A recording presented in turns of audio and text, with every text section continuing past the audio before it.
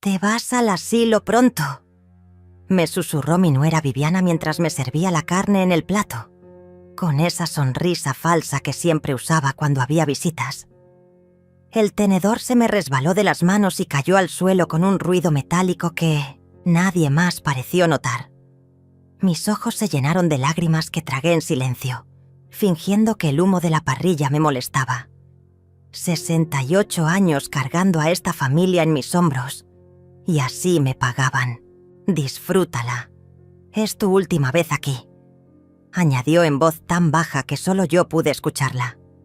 Mi corazón se detuvo. El mundo siguió girando a mi alrededor.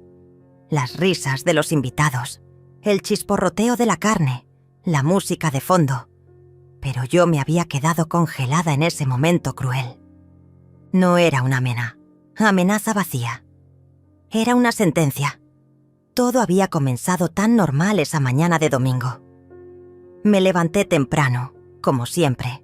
Preparé el café que tanto le gustaba a Juan, mi hijo, y horneé esas galletas de canela que volvían loco a mi nieto Martín. La casa olía a hogar, a familia, a todo lo que había construido con mis propias manos después de quedarme viuda hace 10 años. Las cortinas blancas que yo misma había cosido dejaban entrar la luz dorada del mediodía, y los geranios del balcón parecían sonreír. Era uno de esos domingos perfectos que guardas en el corazón para los días grises. Juan llegó con Viviana y los niños alrededor del mediodía. Ella traía esa ensalada de quinoa que siempre presumía en sus redes sociales, envuelta en un recipiente de vidrio que brillaba bajo el sol. «Para ti, Cecilia», me dijo con esa voz melosa que usaba cuando quería impresionar a alguien. «Sé que cuidas tu salud». Debí haber notado algo raro en su mirada, una chispa extraña que no supe interpretar entonces. Los niños corrieron al jardín y Juan se fue directo a prender la parrilla, como cada domingo durante los últimos 5 años. Era nuestra tradición, familiar, nuestro momento sagrado donde todos nos reuníamos alrededor del fuego y las historias. Viviana se quedó conmigo en la cocina, ayudándome a picar la cebolla para la ensalada.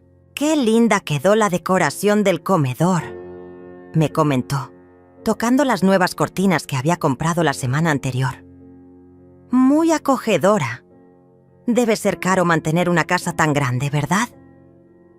Su pregunta me sonó extraña, pero le resté importancia. «Es mi hogar», le respondí simplemente. «Lo vale». Ella sonrió, pero había algo frío en esa sonrisa que no logré descifrar en ese momento.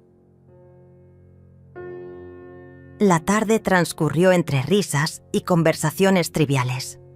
Los vecinos se asomaron por el cerco para saludar, como siempre hacían cuando el aroma de la parrilla se extendía por toda la cuadra. La señora Mercedes de al lado trajo sus famosos chorizos caseros y don Enrique apareció con una botella de vino tinto que había estado guardando para una ocasión especial. Mi casa se llenó de voces, de vida, de todo lo que más amaba en este mundo. Angelina, mi nieta de 16 años, me ayudaba a servir las bebidas. Era la única que realmente me miraba a los ojos cuando hablaba, la única que parecía verme como una persona y no como un mueble más de la casa. «Abuela, ¿estás bien?», me preguntó en un momento cuando me vio quieta junto a la ventana. «Te veo preocupada». Le sonreí y le acaricié el cabello. «Solo estoy cansada, mi amor. Nada más». Pero no era cansancio lo que sentía. Era una sensación extraña, como cuando el aire se vuelve pesado antes de una tormenta. Algo en el ambiente había cambiado. Algo que no podía nombrar, pero que me ponía nerviosa. Viviana y Juan intercambiaban miradas cuando creían que no los veía. Se susurraban cosas en la cocina que no alcanzaba a escuchar. Había una complicidad entre ellos que nunca antes había notado. Una especie de secreto compartido que me excluía completamente. Cuando me acercaba, cambiaban de tema abruptamente o fingían estar hablando de cosas intrascendentes como el clima o las noticias del barrio. El momento más extraño llegó cuando Viviana se ofreció a lavar los platos. Nunca, en 5 años, de matrimonio con mi hijo, se había ofrecido voluntariamente a ayudar en la cocina. Siempre tenía una excusa, que le dolía la espalda, que había trabajado mucho durante la semana, que los niños la necesitaban. Pero ese día insistió. «Déjame hacerlo, Cecilia. Tú has trabajado suficiente». Mientras lavaba, aprovechó para revisar los cajones de la cocina con disimulo. «¿Dónde guardas los recibos de servicios?», me preguntó casualmente. «Por si algún día necesitas ayuda con los pagos». La pregunta me tomó por sorpresa. «En Mintedaesan, el escritorio del living», le respondí sin pensar mucho. «¿Por qué?». «Por nada especial», dijo rápidamente. «Solo curiosidad». Esa noche, después de que todos se fueron, me quedé despierta en mi cama pensando en todos esos pequeños detalles que habían quedado flotando en el aire como moscas molestas. Las preguntas de Viviana sobre los gastos de la casa, las miradas cómplices con Juan, su repentino interés por ayudar en la cocina. Algo no encajaba, pero no sabía qué. Era como armar un rompecabezas sin tener la imagen completa, solo piezas sueltas que no terminaban de formar un sentido. «Coherencia». Me levanté y caminé por la casa en la oscuridad, tocando las paredes que conocía de memoria, respirando el aroma familiar de mi hogar. Todo estaba en su lugar, pero yo sentía que algo había cambiado para siempre. Al día siguiente, Juan me llamó por teléfono más temprano que de costumbre. «¿Cómo amaneciste, mamá?», me preguntó con una voz extrañamente solícita. «Pensé que te habías visto un poco cansada ayer». Le aseguré que estaba perfectamente bien, pero él insistió. «A tu edad hay que cuidarse más. Tal vez deberías hacerte un chequeo médico completo». Sus palabras me cayeron como un balde de agua fría. Sus palabras resonaron en mi mente durante días como un eco perturbador. «A tu edad hay que cuidarse más». Nunca antes Juan había mostrado tanta preocupación por mi salud, y ahora de repente parecía obsesionado con el tema. Al principio, pensé que tal vez era amor filial tardío, esa culpa que a veces sienten los hijos cuando se dan cuenta de que sus padres están envejeciendo. Pero había algo en su tono, en la insistencia, que no me cuadraba.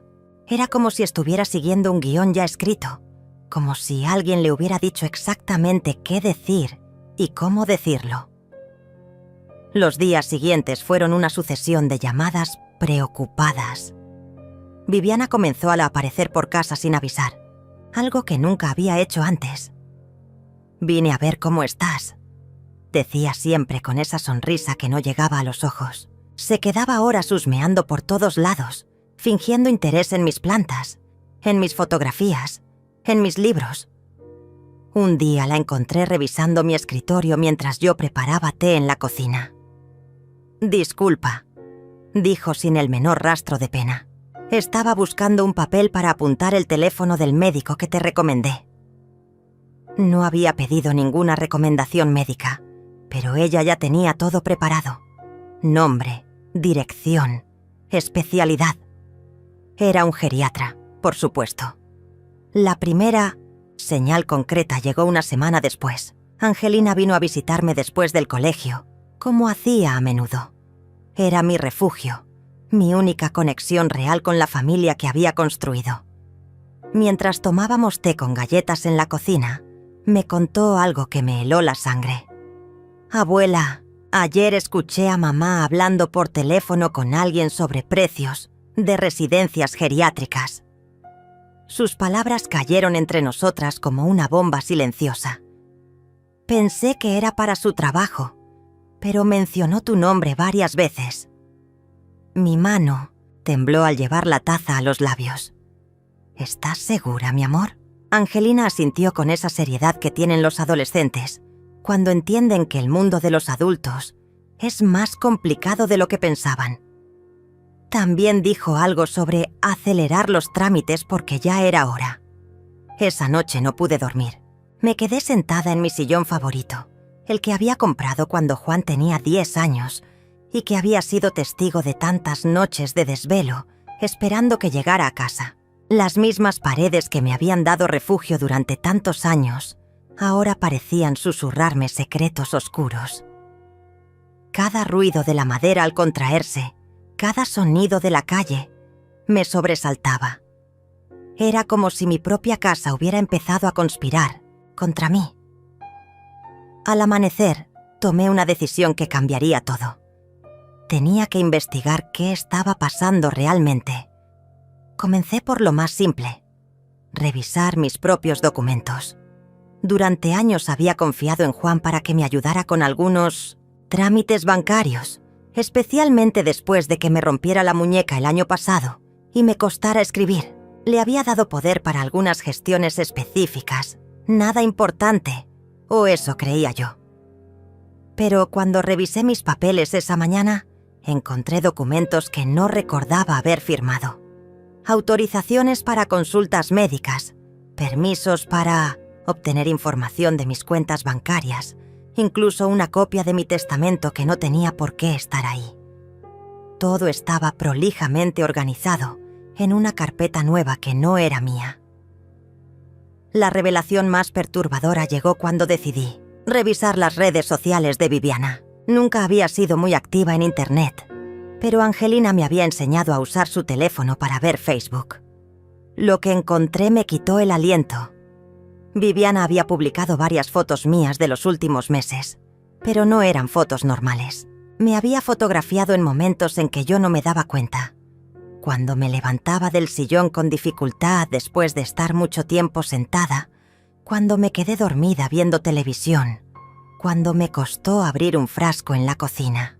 Todas las fotos estaban acompañadas de comentarios desgarradores sobre lo difícil que se había vuelto cuidarme, sobre su sacrificio diario, sobre lo preocupada que estaba por mi deterioro. Los comentarios de sus amigas eran predecibles. ¡Qué difícil situación! Tienes que pensar en ti también. Tal vez sea hora de considerar otras opciones. Pero lo que más me impactó fue descubrir una publicación de hace 3 días que decía: a veces el amor verdadero significa tomar decisiones difíciles. Mi suegra ha sido como una madre para mí, pero ya no podemos seguir fingiendo que puede vivir sola. Estamos explorando opciones para que reciba la atención profesional que merece. Es desgarrador, pero necesario. La publicación tenía docenas de reacciones de apoyo y comentarios aconsejándole sobre residencias geriátricas y cómo hacer la transición menos traumática. Viviana había construido toda una narrativa pública sobre mi supuesta incapacidad, y yo no tenía idea de que existía. El siguiente paso fue llamar al banco. Con voz temblorosa pedí hablar con mi ejecutiva de cuentas. «Señora Cecilia», me dijo con esa amabilidad profesional que usan cuando tienen malas noticias. «Su hijo estuvo aquí la semana pasada consultando sobre el proceso para obtener poder legal total sobre sus finanzas. Dijo que usted estaba empezando a tener algunos olvidos y que la familia estaba preocupada». Mis piernas se volvieron gelatina. ¿Qué tipo de consultas hizo exactamente? Quería saber qué documentación necesitaba para poder manejar sus cuentas sin su presencia. También preguntó sobre la venta de propiedades y cómo transferir fondos a cuentas de terceros. Colgué el teléfono con las manos temblando. La imagen completa comenzó a formarse en mi mente como una fotografía que se revela lentamente en el cuarto oscuro. No era paranoia. No era mi imaginación. Era real, concreto, documentado. Juan y Viviana habían estado planeando esto durante meses, tal vez años. Habían construido cuidadosamente una historia sobre mi incapacidad. Habían sembrado dudas sobre mi autonomía. Habían preparado el terreno legal y social para justificar lo que venía después. Y yo, confiada y ciega, les había dado todas las herramientas que necesitaban para destruirme. Esa tarde, cuando Viviana apareció con su visita sorpresa habitual, la recibí como siempre. Le ofrecí té, le pregunté por los niños, escuché sus quejas sobre el trabajo. Pero esta vez, cada una de sus palabras tenía un peso diferente. Cuando comentó que la casa era demasiado grande para mí sola, cuando sugirió que tal vez necesitaba ayuda con la limpieza, cuando mencionó casualmente que había visto un documental sobre residencias geriátricas muy modernas y cómodas, yo solo asentía y sonreía. Por dentro, sin embargo, algo había cambiado para siempre. Por dentro, algo se había roto y reconstruido al mismo tiempo. Era como si hubiera despertado de un sueño largo y confuso para encontrarme en una pesadilla muy real. Pero no era el tipo de despertar que te paraliza con miedo. Era el despertar de un animal que descubre que ha estado siendo cazado y decide convertirse en cazador. Esa noche, después de que Viviana se fue con sus falsas sonrisas y sus comentarios envenenados, me senté frente al espejo del dormitorio y me miré realmente por primera vez en años. Vi una mujer de 68 años con arrugas ganadas, honestamente, con manos que habían trabajado toda la vida, con ojos que habían visto demasiado pero que seguían siendo inteligentes. No era la anciana frágil y confundida que ellos querían que fuera. Era Cecilia, la misma que había criado sola a Juan después de enviudar, la que había levantado este hogar con su propio esfuerzo, la que había sobrevivido a pérdidas que habrían destruido a personas más débiles. Al día siguiente comencé mi propia investigación en serio. Si iban a jugar sucio, yo tenía que conocer todas las reglas del juego. Llamé a Enrique, mi vecino jubilado que había trabajado durante 30 años como contador público. «Enrique», le dije con una calma que no sentía, «necesito pedirte un favor muy importante». Le expliqué mi situación sin entrar en detalles dramáticos, solo los hechos fríos y concretos. Su silencio al otro lado de la línea fue elocuente. «Cecilia», me dijo finalmente, «he visto casos así antes. Lo primero que tienes que hacer es proteger tus activos. ¿Tienes todos tus documentos originales en tu poder?». La pregunta me cayó como un rayo. No lo sabía con certeza. Esa tarde, mientras Juan estaba en el trabajo y Viviana llevaba a los niños al colegio, registré mi propia casa como una detective. Encontré cosas que me helaron la sangre. En el cajón de la cocina donde guardaba los documentos de servicios, faltaban las escrituras de la casa. En su lugar había una nota manuscrita con la letra de Juan que decía: «Llevé las escrituras para hacer una consulta legal. Te explico después». La nota no tenía fecha. No recordaba que me hubiera dicho nada sobre ninguna consulta legal. En la caja fuerte pequeña que tenía en el armario, donde guardaba mi testamento original y algunos ahorros en efectivo, faltaban varios documentos importantes. El testamento seguía ahí, pero había copias de todo lo demás que no recordaba haber autorizado. Lo más perturbador lo descubrí cuando revisé mi computadora, esa que Juan me había regalado el año pasado para que pudiera mantenerme en contacto con la familia. Había historial de búsquedas que yo no había hecho, síntomas de demencia senil, cuándo es necesario el internamiento geriátrico, cómo obtener poder legal sobre padres ancianos, residencias de larga estadía. En la zona también encontré borradores de emails que nunca había escrito, guardados en la carpeta de borradores. Eran consultas a residencias geriátricas firmadas con mi nombre, preguntando por precios y disponibilidad para internamiento urgente por deterioro cognitivo progresivo. Tenían fechas de la semana anterior, pero el descubrimiento que me quebró por completo estaba en el teléfono de la casa. Juan había instalado un sistema de grabación de llamadas por seguridad, me había dicho. Yo pensé que era para evitar estafas telefónicas, algo común en el barrio. Pero cuando logré acceder al sistema con la ayuda de Enrique, encontré horas de grabaciones de mis propias conversaciones. No solo las llamadas que recibía, sino también fragmentos de conversaciones que tenía conmigo misma cuando estaba sola en casa, captados por algún dispositivo que no lograba identificar. Había grabaciones de mí hablando sola mientras cocinaba, quejándome del dolor de espalda, incluso canturreos mientras limpiaba.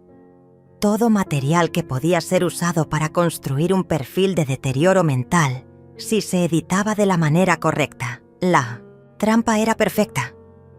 Durante meses, tal vez años, habían estado documentando cada momento de debilidad, cada signo normal de envejecimiento, cada gesto humano que pudiera interpretarse como incapacidad. Las fotos en redes sociales, las grabaciones, los documentos médicos que habían conseguido a través de los permisos que yo había firmado sin entender completamente. Tenían un expediente completo sobre mi supuesta incompetencia para vivir de manera independiente. Y lo más cruel de todo era que lo habían hecho desde adentro de mi propia casa, usando mi confianza como arma contra mí. Esa noche, cuando Juan vino a cenar como si nada hubiera pasado, lo observé con ojos completamente nuevos.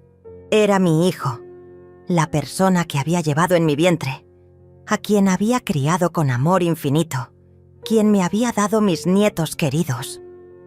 Pero también era un extraño que había estado planeando mi destrucción sistemática mientras yo le cocinaba sus platos favoritos y le lavaba su ropa. La dualidad era desgarradora. Cuando me preguntó cómo había pasado el día, le conté sobre mis actividades normales. Un poco de jardinería, algo de limpieza, una charla con la vecina. Él asentía y sonreía, pero yo podía ver cómo evaluaba cada una de mis palabras, buscando signos de confusión o deterioro que pudiera agregar a su archivo mental.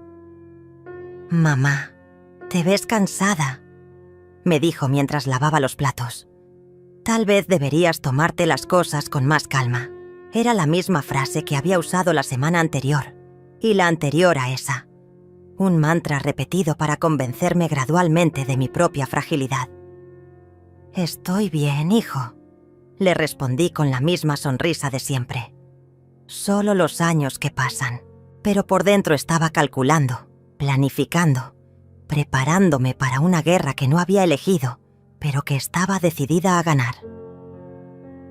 Al día siguiente llamé a un abogado que me recomendó Enrique. No cualquier abogado, sino uno especializado en derecho de familia y protección de adultos mayores.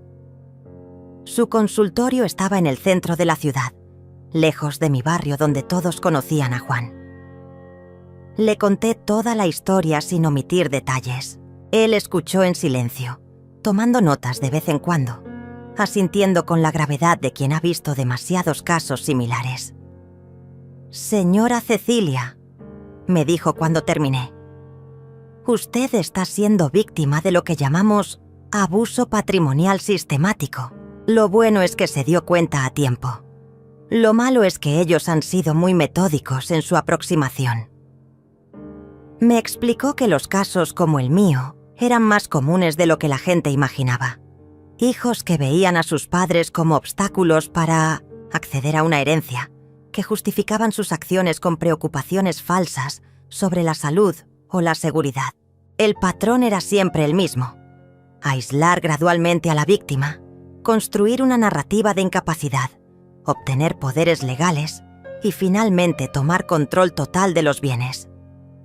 «Pero tengo buenas noticias», agregó. «Usted está completamente lúcida. Tiene evidencia de lo que han estado haciendo y aún está a tiempo de protegerse». Sus palabras fueron como un bálsamo para mi alma herida. Sus palabras fueron el combustible que necesitaba para encender el fuego de mi venganza silenciosa. El abogado me dio una lista de acciones inmediatas que debía tomar, pero me advirtió que todo tenía que hacerse con absoluta discreción. «Si ellos sospechan que usted sabe lo que están tramando, van a acelerar sus planes», me explicó mientras organizaba mis documentos en carpetas separadas. «Necesitamos tiempo para construir una defensa sólida y, si es necesario, un contraataque». Me gustó esa palabra. Contraataque. No era solo defenderme, era devolver el golpe con la misma precisión calculada que ellos habían usado contra mí. Lo primero que hice fue cambiar todas mis contraseñas bancarias y revocar cualquier autorización que hubiera dado a Juan para acceder a mis cuentas. El gerente del banco, un hombre mayor que me conocía desde hacía años, me miró con una mezcla de comprensión y tristeza cuando le expliqué la situación.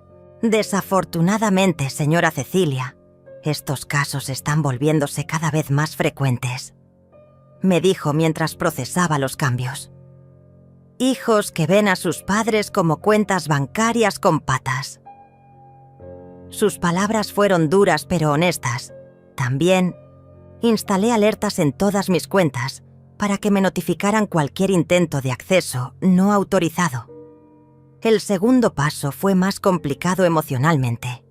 Tenía que seguir fingiendo normalidad mientras reunía evidencia. Cada día era una actuación perfecta.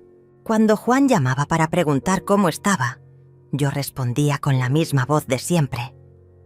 Cuando Viviana aparecía con sus visitas espontáneas, la recibía con té y sonrisas. Pero ahora tenía una pequeña grabadora que el abogado me había prestado, escondida en el bolsillo de mi delantal. Cada conversación sospechosa, cada comentario sobre mi salud, cada sugerencia sobre residencias geriátricas quedaba registrada con fecha y hora. La actuación más difícil llegó el miércoles de esa semana. Juan apareció en casa con Viviana y un hombre que presentaron como Dr. Martín, un especialista que queríamos que te conociera. No era una cita médica programada, era una emboscada. El supuesto doctor era un geriatra que había traído formularios de evaluación cognitiva y un portafolios lleno de folletos de residencias. Solo queremos asegurarnos de que estés recibiendo la atención que necesitas, mamá, me dijo Juan, con esa voz condescendiente que había perfeccionado durante las últimas semanas. A nuestra edad, es importante ser proactivos con la salud mental. Me sometí a su pequeño teatro con una paciencia que no sabía que poseía. Respondí sus preguntas obviamente dirigidas a demostrar mi supuesta confusión. Resolví sus acertijos, diseñados para mayores con deterioro cognitivo. Les permití que intercambiaran miradas significativas cuando fingí no recordar qué había desayunado esa mañana. El doctor tomaba notas constantemente y asentía con esa gravedad profesional que usan los médicos cuando confirman un diagnóstico predeterminado. Señora Cecilia, me dijo al final, veo algunos signos que me preocupan. Nada grave por ahora, pero definitivamente algo que debemos monitorear de cerca.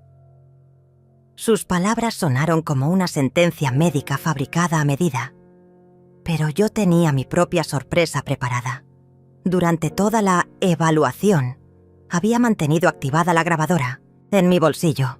Además, antes de que llegaran, había llamado a mi médico de cabecera, el doctor Julio, que me atendía desde hacía más de 10 años, y le había pedido que viniera a casa esa misma tarde para una consulta real. Cuando Juan y Viviana se fueron, con su diagnóstico falso, el doctor Julio me hizo una evaluación completa y exhaustiva. Cecilia, me dijo mientras guardaba sus instrumentos, tu estado cognitivo es completamente normal para tu edad. De hecho, estás mejor que muchas personas 20 años más jóvenes que veo en mi consulta. Me extendió un certificado médico, oficial, que confirmaba mi perfecta salud mental y mi total capacidad para tomar decisiones independientes. Esa noche, mientras revisaba la grabación de la visita del falso especialista, descubrí algo que me heló la sangre. Al final de la consulta, cuando pensaban que yo no podía escucharlos, Juan y el doctor habían intercambiado algunas palabras en la puerta. ¿Cuánto tiempo necesitas para preparar el reporte?, había preguntado mi hijo. 1 semana máximo, había respondido el médico. Con esto deberían poder iniciar el proceso de internamiento involuntario sin problemas. La palabra involuntario Resonó en mi mente como un gong siniestro. No solo querían internarme, querían hacerlo contra mi voluntad, usando documentos médicos fraudulentos. Los días siguientes fueron los más difíciles de toda mi vida. Tenía que mantener la fachada de normalidad, mientras por dentro me consumía una mezcla tóxica de rabia, dolor y determinación. Cada abrazo de Juan se sentía como el beso de Judas. Cada sonrisa de Viviana era una puñalada disfrazada de amor. Pero también había momentos de claridad absoluta, cuando sabía exactamente lo que tenía que hacer. No era solo mi futuro lo que estaba en juego, era mi dignidad, mi autonomía, mi derecho a decidir sobre mi propia vida. El viernes de esa semana llegó el momento decisivo. Viviana apareció más temprano que de costumbre, cargando varios folletos coloridos de residencias geriátricas. «Cecilia, quería mostrarte algunas opciones que hemos estado investigando», me dijo con esa falsa dulzura que ya no lograba engañarme. «Lugares realmente hermosos donde podrías recibir la atención especializada que necesitas». Los folletos mostraban jardines perfectos, habitaciones luminosas, ancianos sonrientes participando en actividades recreativas. Era el paraíso geriátrico según el marketing, pero yo sabía que detrás de esas imágenes idealizadas se escondía mi prisión.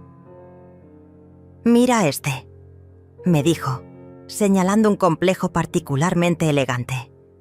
«Tiene servicio médico las 24 horas, actividades sociales, hasta un pequeño cine. Sería como vivir en un hotel de lujo». Sus ojos brillaban con un entusiasmo que no lograba ocultar completamente. No era entusiasmo por mi bienestar.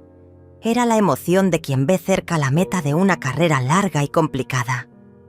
«Y lo mejor de todo», agregó bajando la voz como si me estuviera contando un secreto especial.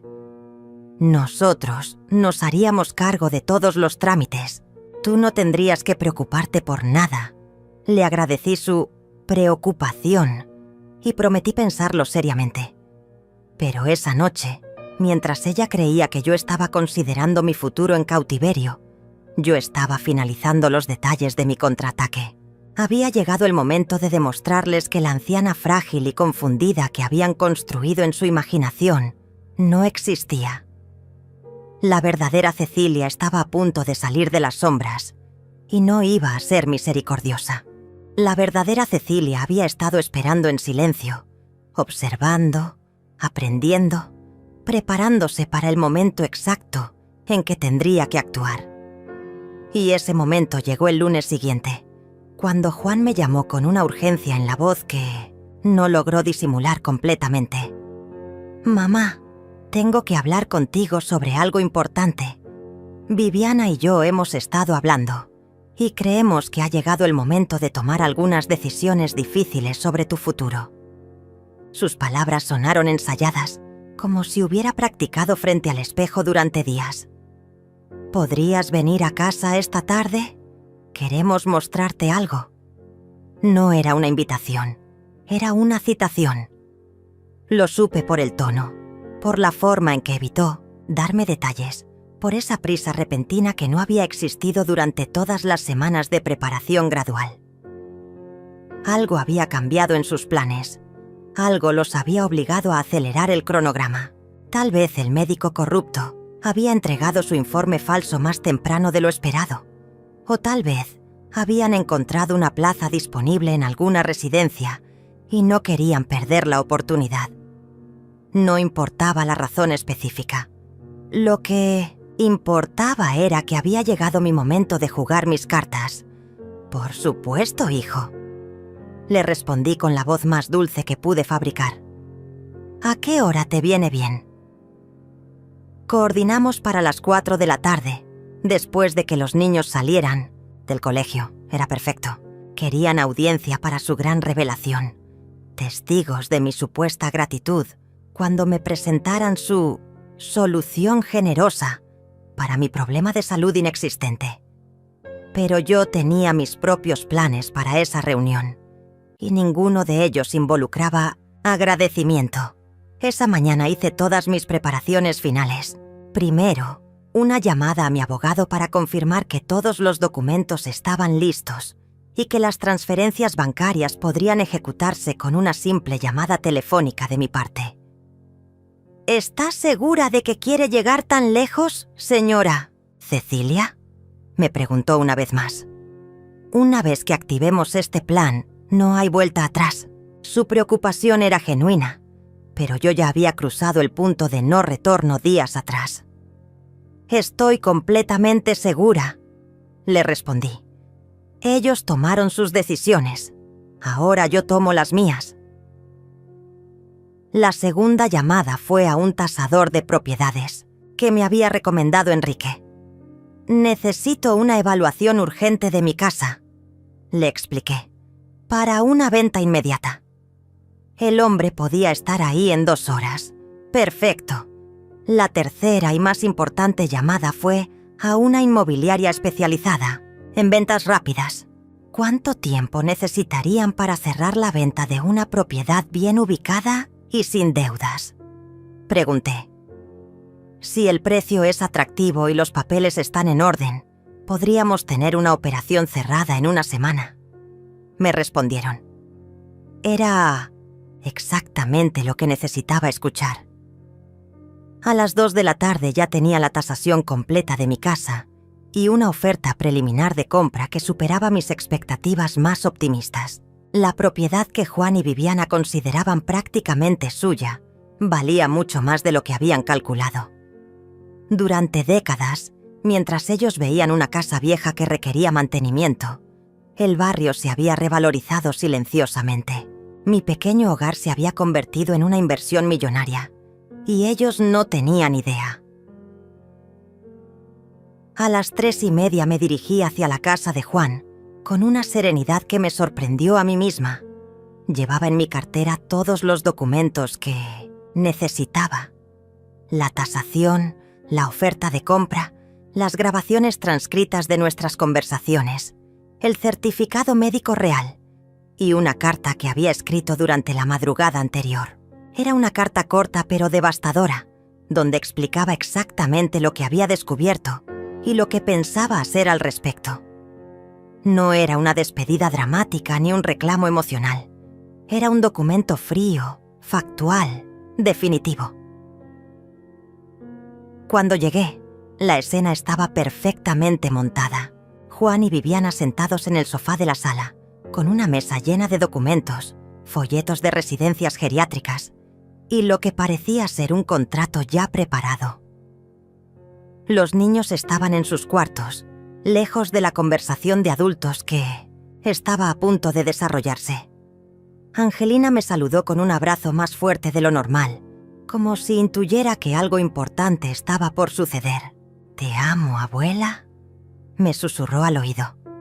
Sin importar lo que pase. Sus palabras me confirmaron que ella sabía más de lo que había admitido anteriormente. «Mamá, siéntate por favor», me dijo Juan, señalando el sillón individual que habían colocado frente a ellos como si fuera el banquillo de los acusados. «Queremos hablar contigo sobre los resultados de la consulta médica de la semana pasada». Viviana tenía en sus manos lo que claramente era el informe falsificado del supuesto especialista. Sus ojos brillaban con una mezcla de triunfo anticipado y falsa compasión. Era el momento que habían estado esperando durante meses, tal vez años. «El doctor nos ha confirmado lo que ya sospechábamos», continuó Juan, adoptando ese tono condescendiente que había perfeccionado para estas ocasiones. «Tu estado cognitivo se está deteriorando gradualmente y ya no es seguro que vivas sola». Las palabras salían de su boca con una fluidez que delataba cuántas veces había practicado este discurso. «Sabemos que esto es difícil de aceptar, pero como familia tenemos la responsabilidad de protegerte, incluso de ti misma». Viviana se unió al coro con su propia versión de preocupación fabricada. «Hemos encontrado un lugar maravilloso, Cecilia. Un lugar donde vas a estar segura, donde van a cuidarte mejor de lo que nosotros podemos hacerlo en casa». Desplegó los folletos sobre la mesa como un vendedor presentando su mejor producto. «Mira, qué jardines tan hermosos, qué habitaciones tan cómodas. Vas a tener compañía de tu edad, actividades especiales, atención médica permanente». Los escuché en silencio, asintiendo de vez en cuando, fingiendo absorber la información como la anciana confundida que esperaban que fuera, pero por dentro estaba contando los segundos, esperando el momento perfecto para detonar la bomba que había estado preparando durante semanas. Cuando Juan sacó los papeles de autorización para el internamiento y me tendió una pluma, supe que había llegado mi momento. «Es solo una formalidad, mamá», me dijo con esa sonrisa que ya no lograba engañarme. «Para que podamos hacer todos los trámites sin molestarte con detalles burocráticos». El documento que me ponía frente a los ojos era mi sentencia de muerte civil. Autorización para internamiento geriátrico voluntario, transferencia de poder legal completo y una cláusula que les permitía vender mi casa para costear los gastos médicos necesarios. Tomé la pluma entre mis dedos temblorosos y la acerqué al papel. Juan y Viviana se inclinaron hacia adelante, conteniendo la respiración. Era el momento de su victoria final, el momento en que la anciana estúpida firmaría su propia condena. Pero, en lugar de poner mi nombre en la línea punteada, dejé caer la pluma y levanté la vista hacia ellos con una sonrisa que ninguno de los dos esperaba ver. «¿Saben qué?», les dije con una voz que ya no temblaba. «Tengo una propuesta mejor». La expresión en sus rostros fue un poema de confusión y alarma que nunca olvidaré. Juan dejó de sonreír como si alguien hubiera apagado un interruptor, y Viviana se enderezó en el sofá con esa rigidez que adoptan las personas cuando sienten que el terreno se mueve bajo sus pies. «¿Una propuesta?», preguntó mi hijo con una voz que intentaba mantener el control, pero que ya delataba nerviosismo. «Mamá, no entiendo. Solo necesitamos que firmes estos papeles para poder ayudarte mejor». Saqué mi cartera lentamente, como si fuera una anciana que busca sus anteojos para leer mejor. Pero en lugar de anteojos, extraje la grabadora pequeña que había estado usando durante las últimas semanas. La coloqué sobre la mesa, entre los folletos de residencias geriátricas y los documentos fraudulentos, como si fuera el centro de un altar macabro. Antes de hacer cualquier propuesta, les dije con una calma que me sorprendió a mí misma: «Me gustaría que escucháramos juntos algunas conversaciones interesantes que he estado grabando». El silencio que siguió fue tan denso que parecía tener peso físico.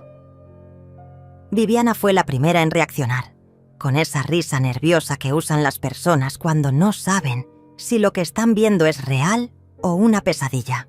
«¿Grabaciones? Mamá, ¿de qué estás hablando?». Pero Juan había palidecido hasta un tono grisáceo que no le había visto desde que era niño y lo pescaba haciendo travesuras. Él sabía exactamente de qué estaba hablando. Presioné el botón de reproducción y sus propias voces llenaron la sala como fantasmas acusadores. Primero, la conversación donde Viviana le explicaba a una amiga por teléfono sobre los precios de las residencias geriátricas y mencionaba mi nombre.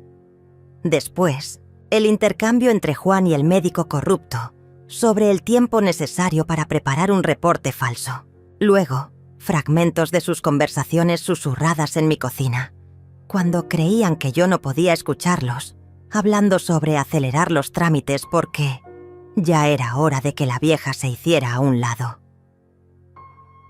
Con cada fragmento que sonaba, el color se desvanecía más de sus rostros. Viviana intentó levantarse del sofá, pero Juan la detuvo con una mano temblorosa. «Cecilia», dijo mi hijo con una voz que intentaba sonar conciliadora, pero que se quebraba en cada palabra. «Esto es un malentendido. Nosotros solo queríamos lo mejor para ti». Sus ojos saltaban nerviosamente entre la grabadora y mi cara, buscando algún signo de la anciana confundida que esperaba encontrar. Pero esa mujer había muerto durante las últimas semanas y en su lugar había nacido alguien mucho más peligrosa.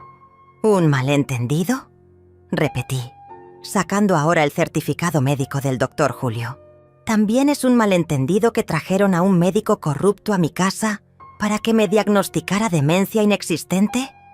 ¿O que han estado accediendo a mis cuentas bancarias sin autorización? ¿O que planean internarme involuntariamente usando documentos falsificados?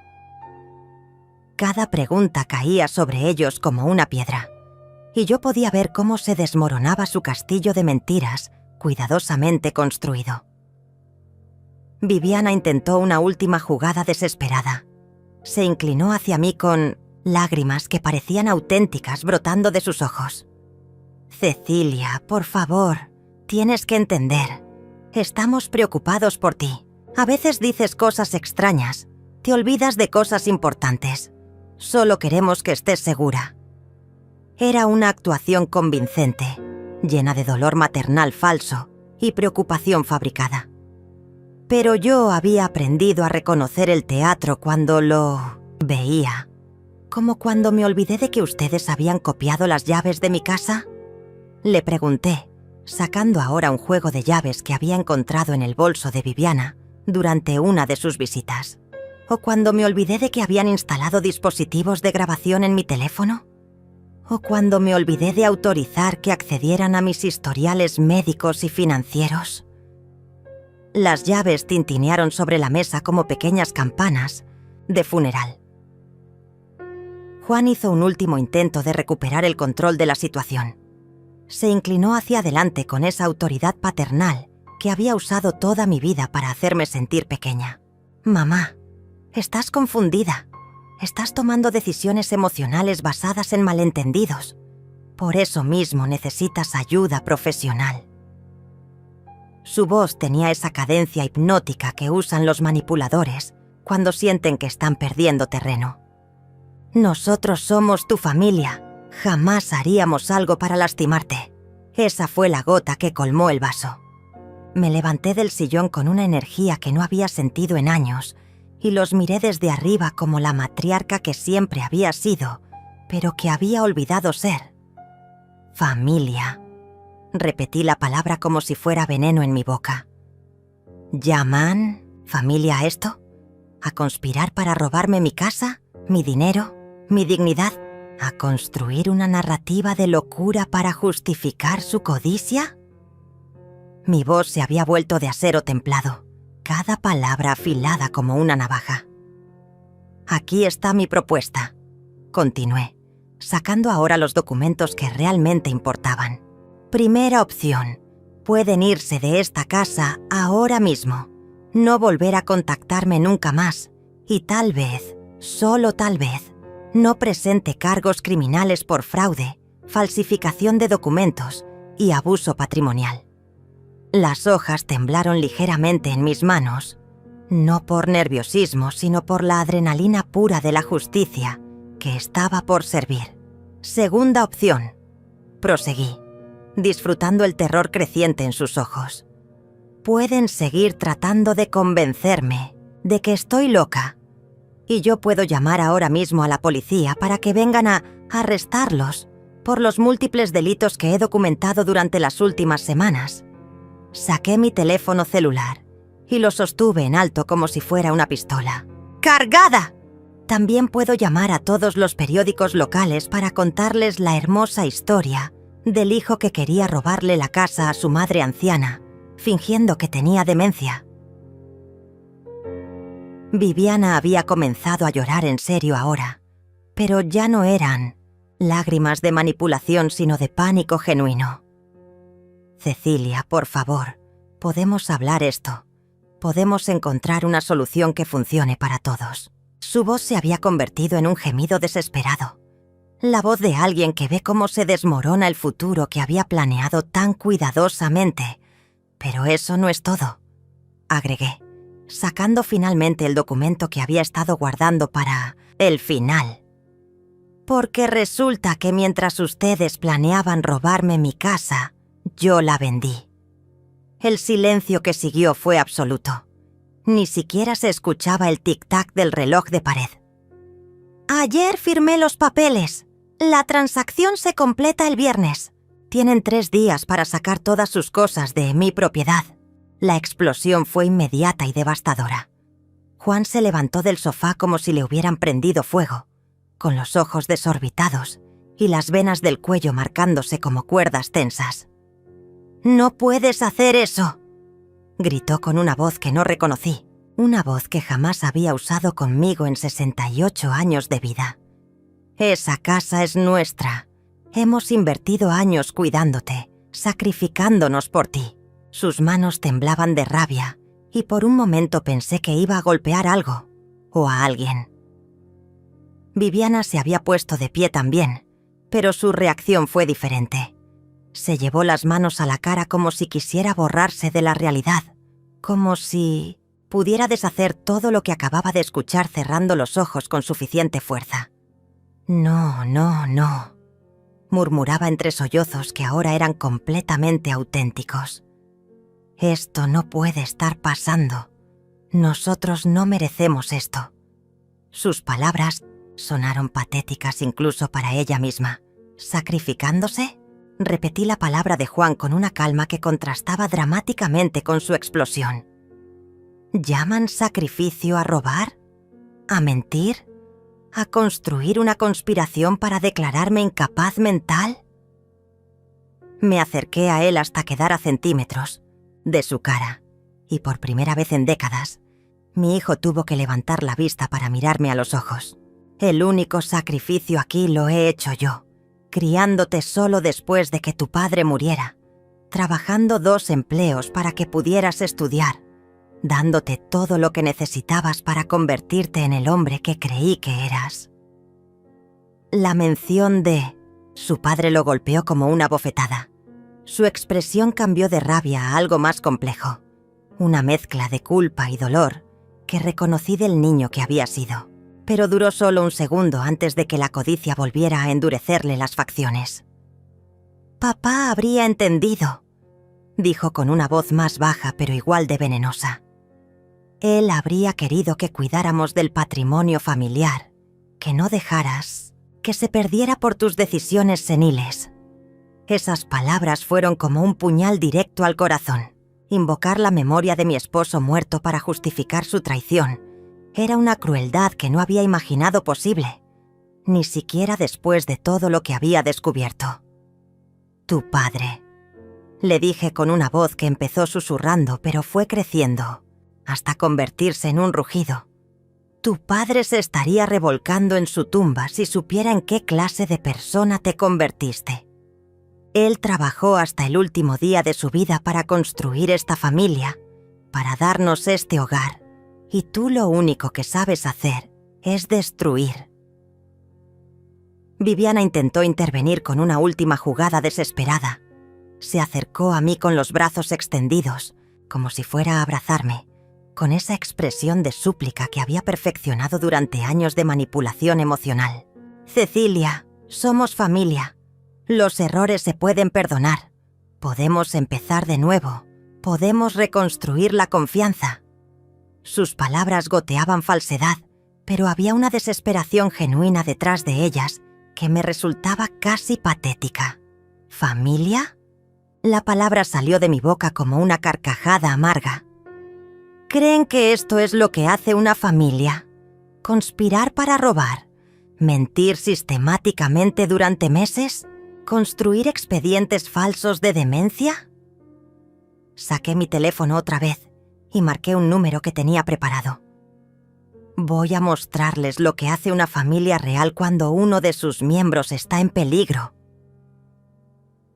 La llamada se conectó al segundo. Timbre. «¿Doctor Julio? Soy Cecilia. ¿Podría venir a casa de mi hijo?» «Sí, ahora mismo. Tengo una emergencia familiar».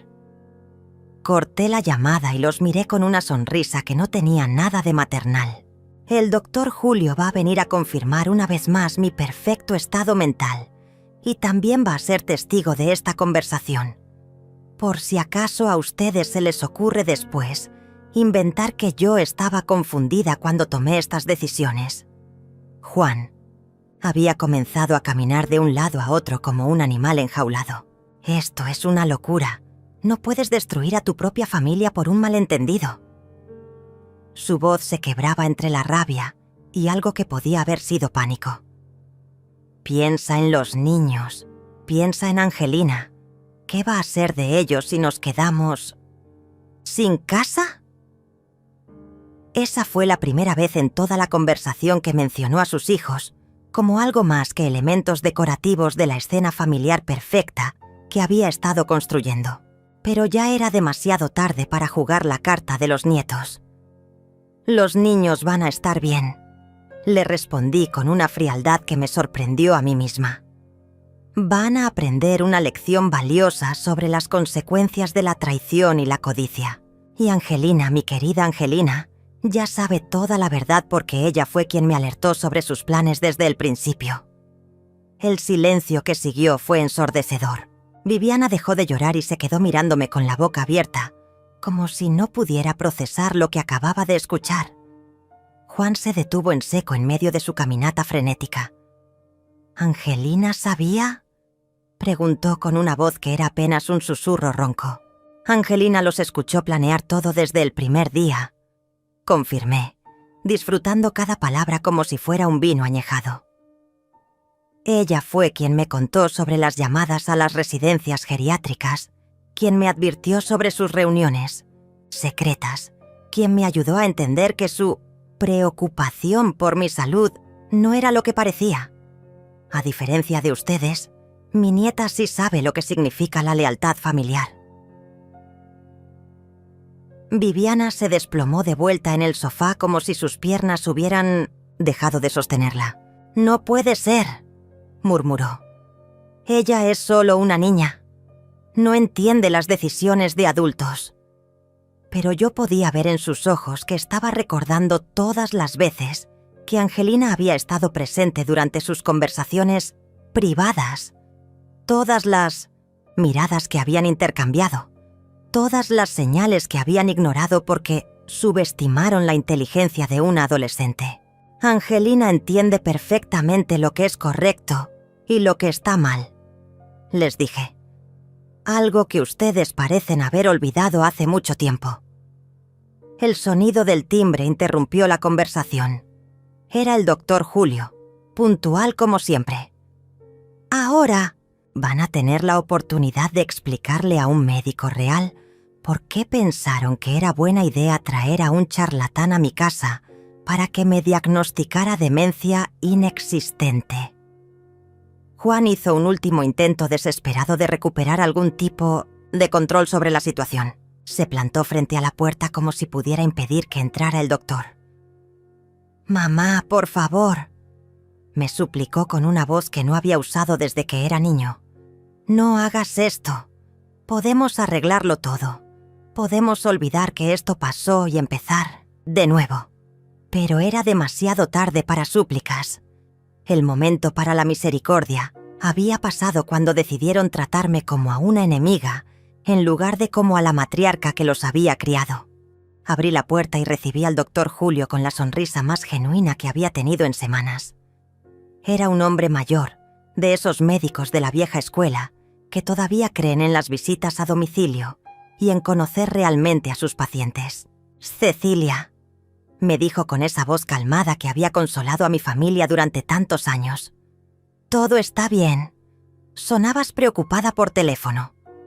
Sus ojos inmediatamente captaron la tensión en el ambiente, la postura defensiva de Juan, las lágrimas en los ojos de Viviana. «Doctor, me alegra que haya venido tan rápido», le dije conduciéndolo hacia la sala donde mis queridos familiares esperaban como criminales ante un juez. Quería que fuera testigo de una conversación muy importante sobre mi salud mental. El doctor Julio conocía a Juan desde que era adolescente. Había atendido a toda la familia durante décadas. Su presencia llenó la habitación con una autoridad médica incuestionable que contrastaba brutalmente con la farsa que habían montado con su especialista corrupto. «Juan, Viviana», saludó el doctor con cortesía profesional. Pero pude notar cómo sus ojos evaluaban la escena con la experiencia de quien ha visto demasiadas tragedias familiares. Entiendo que han tenido algunas preocupaciones sobre el estado cognitivo de Cecilia. Su tono era neutral, pero había una pregunta implícita en sus palabras que hizo que Juan tragara saliva nerviosamente. «Doctor», comenzó mi hijo con una voz que intentaba sonar segura pero que temblaba ligeramente. «Hemos notado algunos cambios en mamá últimamente. Olvidos, confusión, decisiones erráticas. Incluso consultamos con un especialista la semana pasada. Era fascinante verlo tratar de reconstruir su narrativa fraudulenta frente a un médico real, como un actor amateur intentando actuar Shakespeare frente a Laurence Olivier». El doctor Julio se sentó tranquilamente y sacó su maletín médico. «¿Qué tipo de especialista?», preguntó mientras organizaba sus instrumentos. «¿Podrían darme su nombre y número de licencia profesional? Me gustaría revisar su evaluación».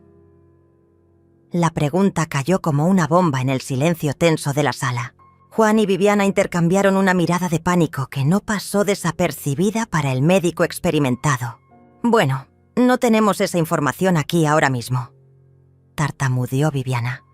«Pero podemos conseguirla después». Era una mentira patética, y todos en la habitación lo sabíamos. El doctor Julio asintió lentamente, con esa expresión que adoptan los médicos cuando detectan inconsistencias en las historias de sus pacientes. «Mientras tanto», dijo el doctor, «¿les parece si hago mi propia evaluación? Después de todo, he sido el médico de cabecera de Cecilia durante más de 10 años. Durante la siguiente media hora, me sometió a una evaluación cognitiva exhaustiva, preguntas de orientación temporal y espacial, pruebas de memoria a corto y largo plazo, ejercicios de razonamiento lógico, evaluación de funciones ejecutivas. Lo hice todo con una calma y precisión que contrastaba dramáticamente con la imagen de deterioro mental que Juan y Viviana habían estado construyendo». Cuando terminó, el doctor Julio guardó sus instrumentos con movimientos deliberados y se dirigió a Juan y Viviana con una expresión que había endurecido considerablemente. «No sé qué especialista los asesoró sobre el estado mental de Cecilia», les dijo con una voz que había perdido toda calidez. «Pero puedo asegurarles que su evaluación está completamente equivocada. Cecilia presenta un estado cognitivo perfectamente normal para su edad, superior incluso al promedio de personas de su grupo etario». La cara de Juan se descompuso como si hubiera recibido una sentencia de muerte. «Pero doctor», intentó argumentar, «usted no vive con ella, no ve los pequeños olvidos, las decisiones extrañas». Era su último cartucho, su intento final de mantener viva la mentira que había construido tan cuidadosamente. «¿Qué tipo de decisiones extrañas?», preguntó el doctor Julio con una curiosidad profesional que tenía bordes afilados. «¿Podrían ser más específicos?». Fue entonces cuando cometieron el error fatal. Viviana, en su desesperación, comenzó a enumerar una lista de comportamientos que consideraba evidencia de deterioro mental, que había cambiado las contraseñas de sus cuentas bancarias, que había estado haciendo preguntas sobre el valor de la casa, que se había mostrado desconfiada hacia ellos últimamente.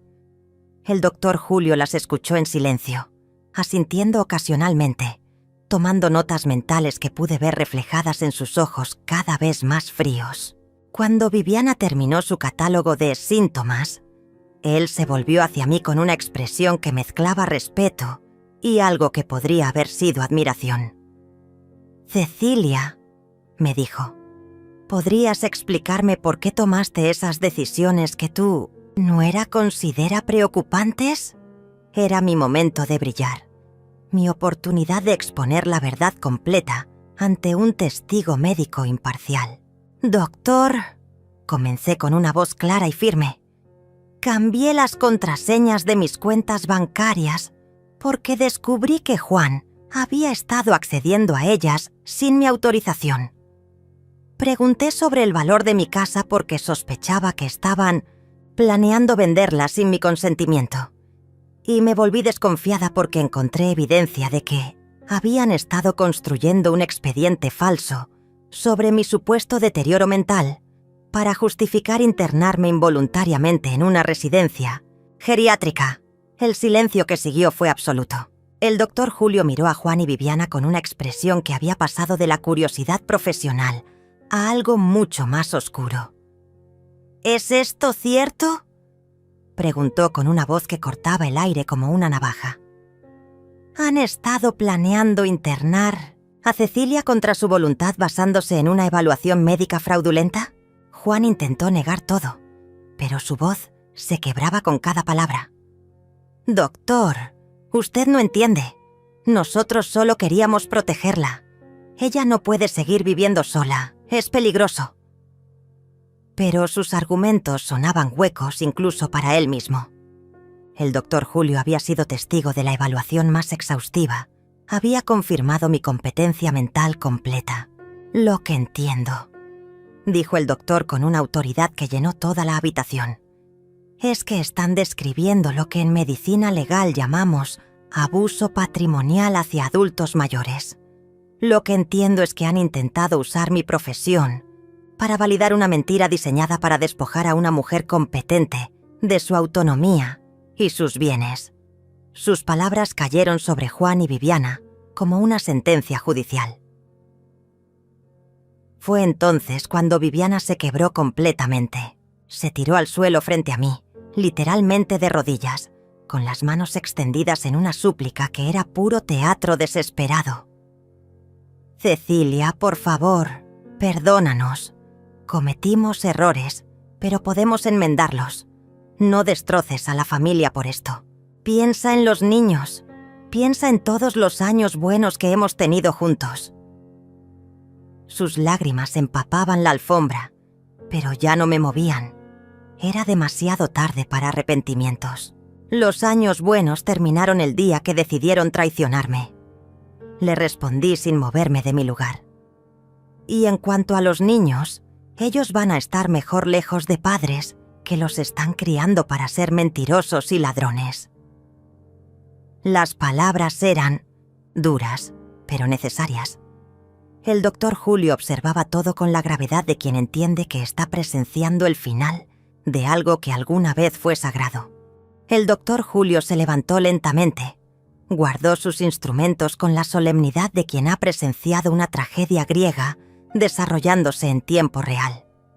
«Cecilia», me dijo con una voz que mezclaba respeto profesional y afecto genuino, «si necesitas cualquier documentación adicional sobre tu perfecta competencia mental o si requieres testimonio médico para cualquier procedimiento legal, cuentas conmigo». Sus palabras fueron una declaración de guerra silenciosa contra la farsa que habían intentado construir a mi alrededor. Cuando se fue, la casa se sumió en un silencio que tenía peso y textura. Juan seguía de pie junto a la ventana, mirando hacia la calle como si esperara que apareciera una solución mágica para el desastre que había creado. Viviana permanecía en el sofá, ya sin lágrimas, con esa expresión vacía de quien acaba de comprender que ha perdido una guerra que creía tener ganada. Era el silencio de los derrotados, de quienes han jugado todas sus cartas y se han quedado sin opciones. «Tienen 3 días», repetí con una calma que contrastaba brutalmente con el caos emocional que los rodeaba. 3 días para sacar todas sus pertenencias de mi casa. Después de eso, cualquier cosa que quede será considerada basura y la mandaré al vertedero. Mis palabras cortaban el aire como sentencias inapelables. No había lugar para negociación. No había espacio para súplicas de última hora. Fue entonces cuando escuché pasos en la escalera. Angelina bajaba lentamente. Había estado escuchando todo desde su cuarto. Su rostro mostraba una mezcla compleja de dolor y alivio. La expresión de alguien que ha estado cargando un secreto demasiado pesado durante demasiado tiempo. Se acercó a mí y me tomó de la mano con una ternura que contrastaba dramáticamente con la frialdad que había llenado la habitación durante las últimas horas. «Abuela», me dijo con una voz que temblaba ligeramente pero que sonaba firme. «Lamento no haberte contado todo desde el principio. Tenía miedo de que no me creyeras. Tenía miedo de destruir la familia». Sus ojos se llenaron de lágrimas genuinas. Las primeras lágrimas reales que había visto en esa casa en mucho tiempo. «Pero cuando te vi firmar esos papeles la semana pasada, cuando vi cómo te estaban engañando, no pude quedarme callada». La abracé con una fuerza que no sabía que conservaba. Era mi salvación, mi única conexión real con la familia que pensé que había perdido para siempre. «Hiciste lo correcto, mi amor», le susurré al oído. «La familia real se protege mutuamente, no se destruye por dinero». Juan nos miraba desde su rincón con una expresión que mezclaba dolor paternal y resentimiento hacia su propia hija, como si no pudiera decidir si estaba orgulloso o furioso con la joven que había destruido sus planes. «Angelina», dijo Viviana con una voz que intentaba recuperar algún tipo de autoridad maternal. «No entiendes las decisiones de adultos. Esto va a ser muy difícil para toda la familia». Era un último intento desesperado de manipular la situación, de hacer que la adolescente se sintiera culpable por haber hecho lo correcto. Pero Angelina ya no era la niña fácilmente manipulable que habían conocido. Se enderezó y miró a sus padres con una madurez que los sorprendió a todos. «Entiendo perfectamente», les dijo con una voz que no admitía réplicas. «Entiendo que querían robarle la casa a la abuela. Entiendo que construyeron mentiras sobre su salud mental. Entiendo que trajeron a un médico falso para que la declarara incapaz. Y entiendo que si hubieran salido con la suya, habrían destruido a la única persona de esta familia que realmente me ama». Sus palabras cayeron sobre Juan y Viviana como golpes físicos. Era el juicio final, pronunciado por la persona cuya opinión más les importaba, cuyo futuro habían usado como justificación para todos sus actos. Ver a su propia hija condenarlos con tanta claridad y determinación fue el golpe final que destruyó cualquier esperanza que pudieran haber conservado de revertir la situación. Los días siguientes fueron un ballet macabro, de mudanza forzada y silencio vengativo. Juan y Viviana aparecían a horas extrañas para recoger sus pertenencias, siempre evitando encontrarse conmigo, siempre cargando cajas con la urgencia desesperada de quien huye de un incendio. Los niños no entendían completamente lo que estaba pasando, pero la tensión era tan densa que incluso ellos se movían en silencio, como si caminaran sobre vidrio roto. El viernes, cuando firmé los papeles finales de la venta de mi casa, sentí una liberación que no había experimentado en décadas. No era solo la casa lo que estaba vendiendo. Era toda una vida de expectativas traicionadas, de confianza mal depositada, de amor no correspondido. El comprador era una pareja joven con niños pequeños que llenó los espacios vacíos con risas auténticas y planes esperanzadores. Era perfecto. Mi hogar iba a volver a ser un hogar para gente que sabía valorarlo. Me mudé a un apartamento pequeño pero luminoso en el centro de la ciudad, cerca de parques y cafeterías, lejos de los recuerdos amargos y las traiciones familiares. Angelina viene a visitarme todos los fines de semana. Cocinamos juntas, hablamos de todo y nada. Construimos una relación nueva basada en respeto mutuo y amor genuino. Ella es mi familia real ahora, la única que vale la pena conservar de los escombros de lo que alguna vez creí que tenía. Juan y Viviana intentaron contactarme varias veces durante los primeros meses. Llamadas telefónicas que no respondí, cartas que tiré sin abrir, mensajes desesperados a través de conocidos mutuos. Incluso llegaron a mi nuevo apartamento una vez, pero el portero tenía instrucciones estrictas de no dejarlos subir. Con el tiempo, los intentos se fueron espaciando. hasta desaparecer completamente. Supongo que finalmente entendieron que algunas traiciones no tienen perdón, que algunos puentes, una vez quemados, no se pueden reconstruir.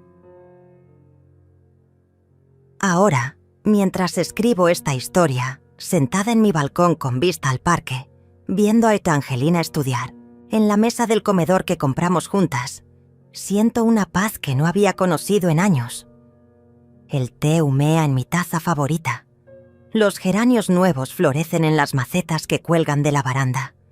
Y el teléfono está silencioso porque, finalmente, aprendí a rodearlo de personas que merecen mi tiempo y mi amor. Ellos nunca más tocaron mi nombre, y yo nunca más volví atrás.